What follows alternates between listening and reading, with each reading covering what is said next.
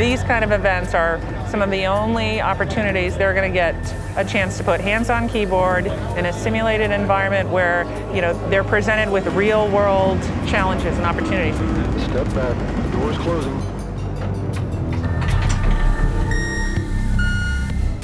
We are experiencing technical difficulties.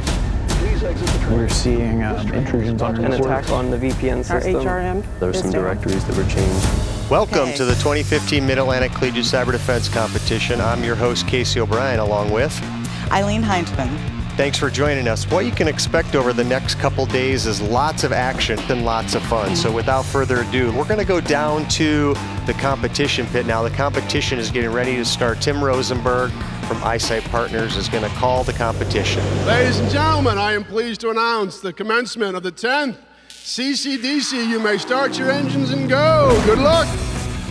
Each year, the competition is designed around a specific scenario. So this year it's around a commuter rail system, so public transportation. You can see kind of the signage and whatnot around the facility. Let's get into some of what comprises the Mid-Atlantic CCDC. The 2015 Mid-Atlantic Collegiate Cyber Defense Competition is providing a unique experience for college and university students to test their cybersecurity knowledge and skills in a competitive environment. This year, more than 300 students competed for an opportunity to be one of the 10 teams that have advanced to the regional finals in San Antonio, Texas.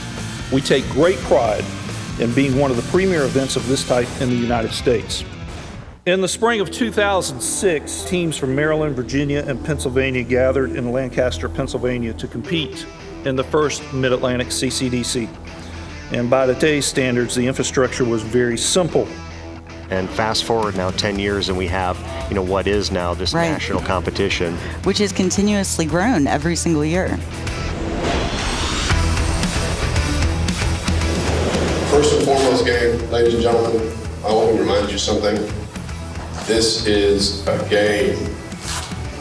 So you're actually playing against each other because one of you sitting here will win and go to nationals.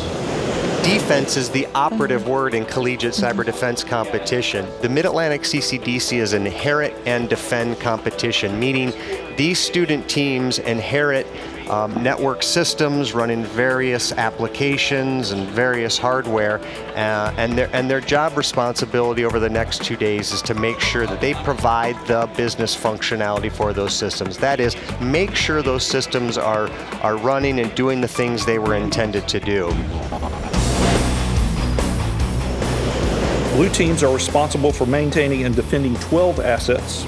In addition, they're required to complete business injects that simulate the day-to-day operational aspect of a network or security operations center. What was the biggest surprise to you when things started firing off? I would say the biggest surprise is just how quickly things started.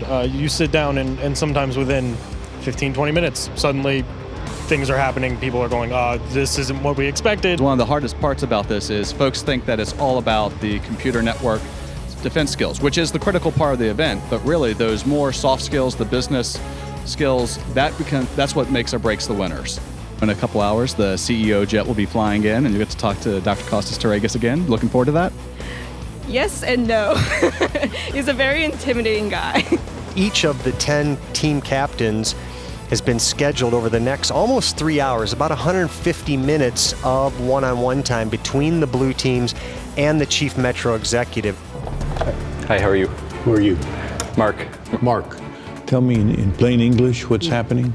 Yeah, so the biggest problems that we're currently having right now is one of our main servers that actually monitors our transit system is currently under attack. The motto of our company is we move you.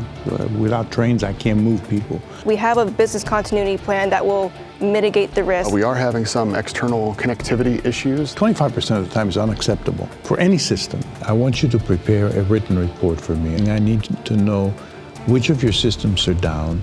I don't like what I hear, but perhaps you'll convince me tomorrow morning with a good report, all right? Okay. All right. Sounds good. Go away. Thank you. I will let you know as soon as I know, and I will recheck them systems for you. Right. Thank you. Nice to meet you. So go help your team and come back with a report that I ask you tomorrow. All right. Thank you very much. I will not let you down, sir. Thank you. And how are you holding up as a team captain? It's just about, focusing on the end goal, and things are down, but we have to focus on what we need to do and not what's going wrong. How are you feeling about your progress today, and what are you guys looking for to finalize? This is definitely a ton more intense than we could ever have possibly imagined. So right now we're still kind of scrambling, but it's a good scramble. We've got a couple of tasks that we want to get done. We want to have a remediation plan ready for in the morning so that we don't get caught with our pants down. How about you, John? What's kind of caught you guys off guard? Honestly, the rapidity and the activeness of the red team. We had a lot of problems with figuring out how they got in initially, and we ended up wasting a lot of time directly closing down a lot of the processes and a lot of the attacks that they had executing on our system. In addition to the competition action, you can expect some hacking from world-renowned hackers. Their role really in this competition is to provide that hacker threat, right? To provide a realistic element to the student teams. So we're gonna go down to the competition pit. They fired some pretty hard missiles at you guys. We saw a lot of mass chaos kind of all at once. What did they hit you guys with? What did you see on your screens? They locked us out of a few systems. They changed our credentials when they got in. They deleted a couple operating systems. Other than that, it was a lot of disruption and chaos. Oh, it is North Korean? Yeah, it is. It's called Red Star. Tough decisions. One of the things that the red team did was really, their strategy was to root in, get into systems, be quiet, continue to get a foothold, and I think they're going to parlay on those activities. It never ends in this world over here. We saw some action being stirred up that all the team captains apparently ended up on the opposite side of the pit that they should be on. Can anyone tell me what's going on here? I'm seeing a lot of red status lights on your badges. What's happening? So as far as we know, Red Team basically hacked the batch reader and locked everybody out. And I'm recognizing all you guys' faces and all the captains right now. Is every team captain out? Definitely a detriment to your team right now. You're having way too much fun. This is how the Red Team celebrates victory. We saw a lot of shenanigans from the red team. The red team really dropping the hammer. What I'm really trying to do is convince students that this is doable. They can learn how to detect this. They can learn how to mitigate this. And the more that we do, the better they get. And we see that year after year. The students are getting better. You're part of a great circle of community, of history, of tradition, where one generation takes care of the next. And that's what you have represented here today. A remarkable investment being made by companies, sponsors, by the federal government, by the state government, by those who are participating. When you look at all around you, both what you see and what you don't see is something that is truly remarkable in terms of the investment that one generation has now recognized that we need to pass along to the next generation. Law enforcement, can you give me an idea of what's happening here right now? So we have an individual that was found tampering with some of the badge equipment. It was all fabrication. It was not me at all. Somebody ever saw me do anything. Law enforcement component, really a critical piece to this, and one of those components, students really aren't getting in the classroom. Here now these guys are being arrested by law enforcement, so what that means is that a blue team was able to figure out how the hackers got in, what they got access to, and be able to collect enough evidence that leads to an arrest. And these red teamers will have to sit out for 30 minutes, so they're actually not allowed to compete. Speaking with the law enforcement officer here, what can you tell us about this situation? Well, we had some surveillance footage that showed some people hanging around the RFID reader for the transit system. And then through some investigation, we identified who the people were. They wanted to introduce that real law enforcement feel to everything, so that's where we can come in and provide it and ask some of the actual questions that they may be asked when they leave here in a couple of years and they're in the real environment. 5, 4, 3, 2, 1. Hands up, hands up, hands up! Hey, congrats, you guys survived day one. A couple things really stood out for me from day one. One was just the calmness in the competition pit. I've never seen such calm blue or student teams, and so we'll see how that continues on day two as the red team really, I think, is going to start ramping up its activities. It's been really quiet. I mean, I think maybe they think they've got it. They don't.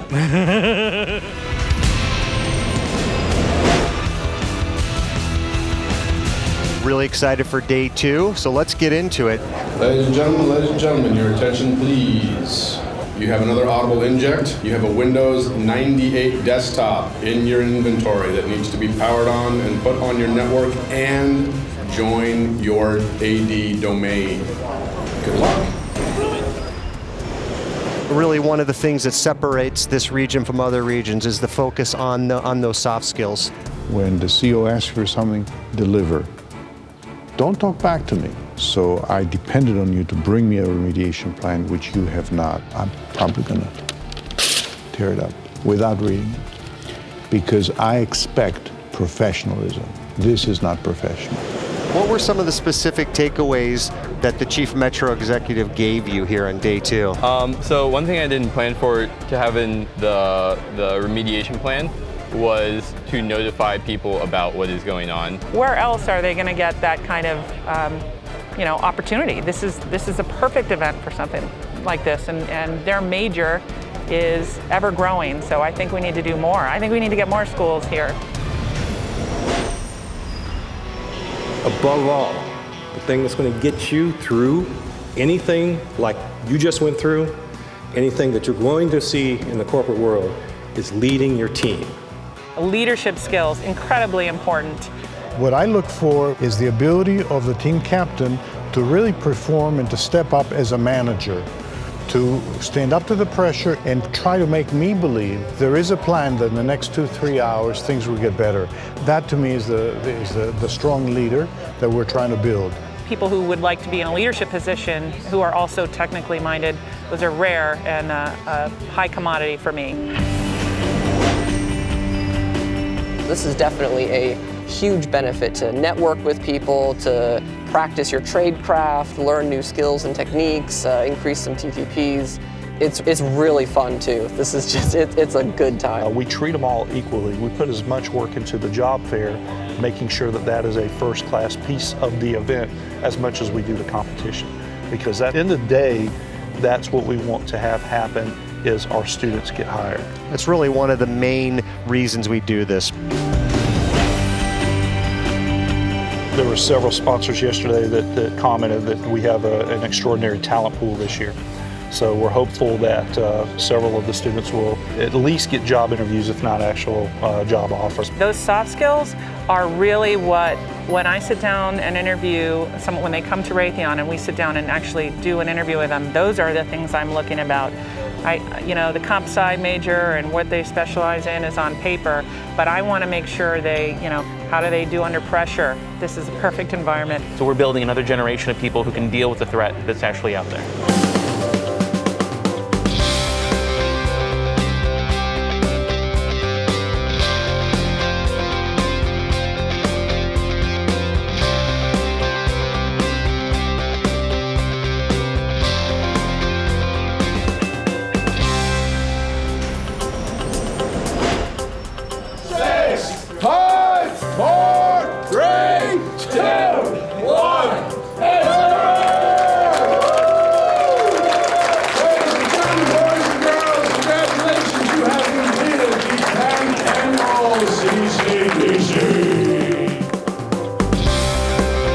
Thank everybody again for making the 10th Mid-Atlantic Collegiate Cyber Defense Competition a success. This is a very martial endeavor. It's a very martial community, which you are all becoming members of now. And this is kind of your dojo. You all are now part of a 10-year legacy that will continue. This is a brotherhood, or a sisterhood as the case may be, and you guys are all a part of it. So welcome to the family.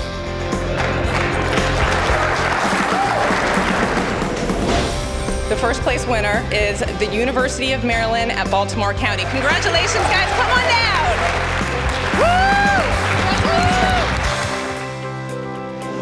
So we hope to see you back next year, March 31st through April 2nd.